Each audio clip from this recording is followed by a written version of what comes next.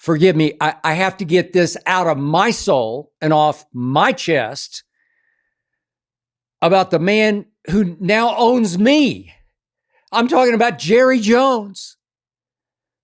Look, as you know, I'm lifelong diehard Dallas Cowboy fan from when I was 10 years old. I can't help it. It's in my blood. It's got me by the short hairs. And from 1989 through 1995, I spent a whole lot of time with and around Jerry Jones.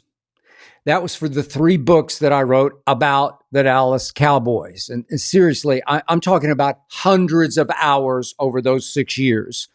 Got to know him inside and out. I mean, I got to know the man. He could be a little crazy at times. He did have this scary temper that could just blow in a heartbeat, a skipped heartbeat, mine.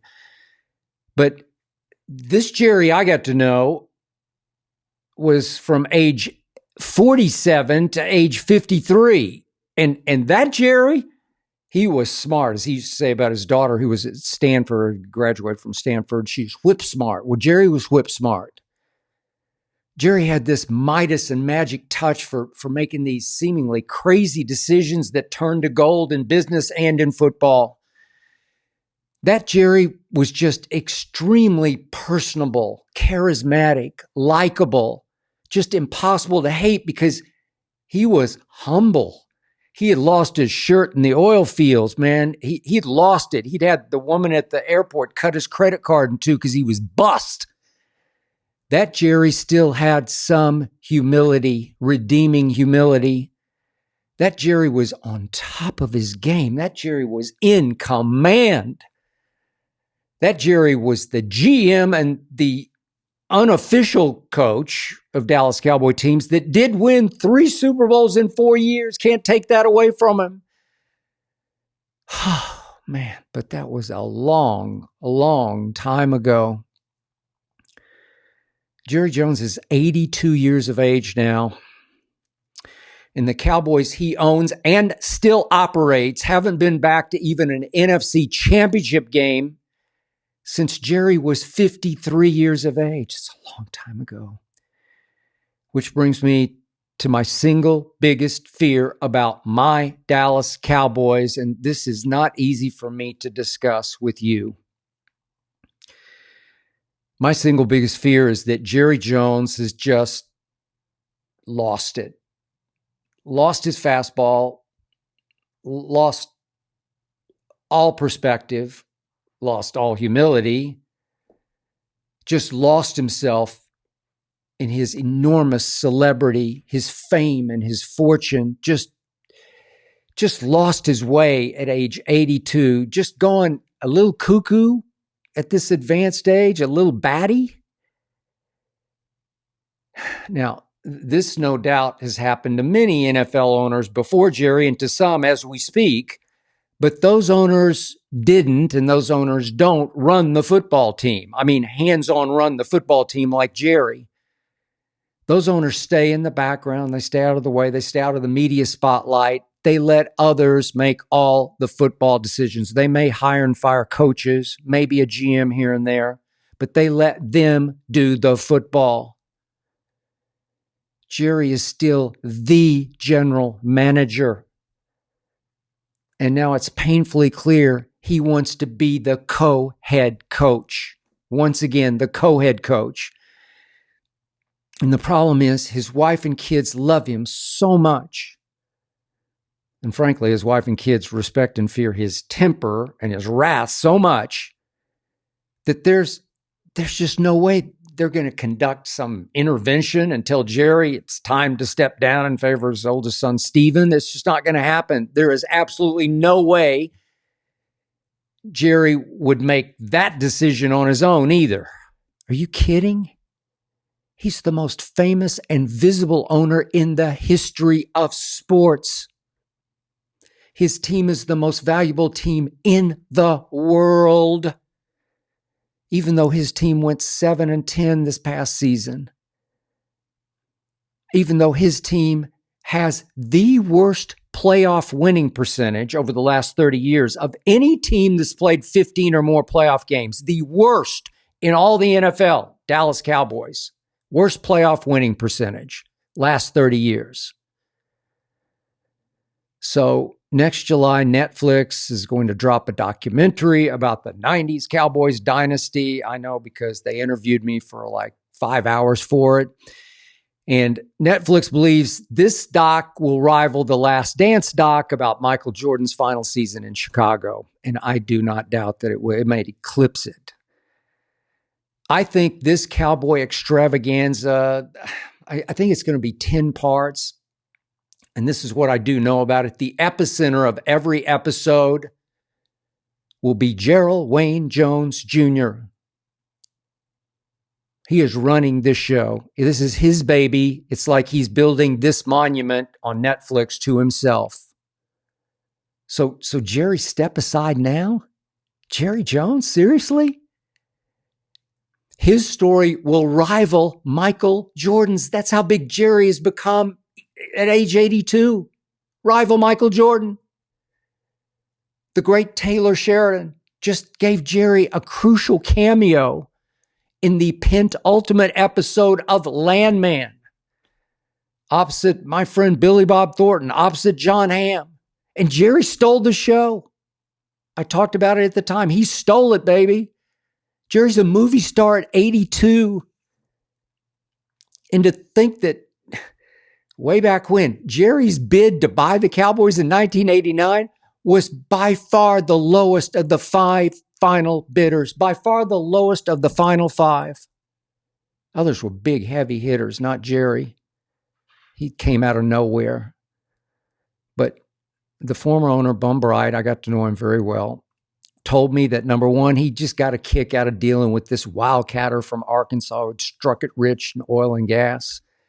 And Bum also told me, number two, he ultimately chose Jerry because Jerry was committed to firing Tom Landry and bringing in his college teammate, Jimmy Johnson, to coach the Dallas Cowboys. Bum Bright despised Tom Landry, who had cold-shouldered Bum at several Dallas Cowboy Christmas parties. Bum wanted revenge, and he got it through Jerry by choosing Jerry's bid. That was then. This is now. Now this Jerry is getting, to me, creepy scary. I'm talking about off the deep end scary. Lost it scary. This Jerry reminds me of one of my favorite all-time movies. You probably won't know. I don't know. It's ranked in most top 20s of all time. It's called Sunset Boulevard. I think it was made in 1950, and it's about an aging movie star named Norma Desmond who has deluded herself into believing she's about to make a big comeback at a very advanced age. The movie ends with Norma Desmond descending the staircase in her crumbling mansion on Sunset Boulevard, looking right into the camera and saying, "All right, Mr. DeMille, I'm ready for my close-up." As in Cecil B. DeMille, the great director / producer. So my man Jerry was ready for his close-up last Friday night when he called Adam Schefter to giddily announce that while people have always thought of Brian Schottenheimer as a career assistant in the NFL, now he's the head coach of the Dallas Cowboys. Whoop-de-doo, said Jerry to Adam Schefter, who broke the story. To me, this was Norma Desmond, Sunset Boulevard kind of stuff. Jerry's just ready for his close-up and his comeback. He could have pursued Deion Sanders to be his next head coach, or Pete Carroll, or Mike Vrabel, or Rex Ryan, or Kellen Moore, or Brian Flores, or, I don't know, Ben Johnson, Aaron Glenn, you name them. But nope. Old Jerry said, hell with all that. He's going to do it his way. He elevated Mike McCarthy's best buddy, Brian Schottenheimer, who hasn't even been calling the plays, who was out of work 3+ years ago when McCarthy gave him a job as an advisor. He was just Mike's buddy. That's what he was paid to be. Jerry Jones truly believes that, as he has said many times, 500 coaches could coach his Dallas Cowboys. And that he, Jerry, as he once said in a magazine story soon after he bought the team, he believes that he, Jerry Jones, could, and I quote him, coach the shit out of this team. That's what Jerry said then. He's made references to that even within the last year. And that's what he's about to try to do. He hired a guy who's had 13 assistant coach jobs in 28 years. That's kind of scary. He hired a 51-year-old Schottenheimer who never once has been offered a head coaching job, even though his father, Marty, was a very good, highly respected head coach for many, many years. He hired Brian Schottenheimer, did Jerry, because Jerry just wanted another puppet who will do exactly what Jerry tells him to do. Another puppet who'll just be happy to have this gig. He might not have had another one if not for this one, and it's the head coaching job of my Dallas Cowboys. Jerry is a movie star now. He's a Netflix documentary star. He's a superstar owner with 2 radio gigs a week.